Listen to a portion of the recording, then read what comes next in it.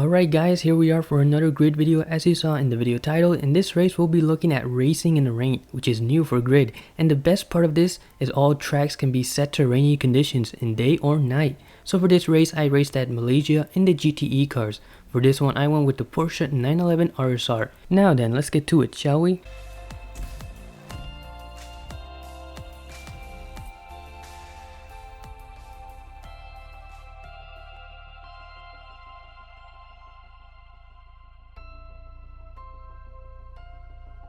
Sepang! We are in Sepang! Kristen, give us some insight. Yeah, to be honest, Alex, I'm looking to see who can tame the wet surf. Sorry, race control are about to get this underway. There they go. Looks like the weather won't get any better for the duration.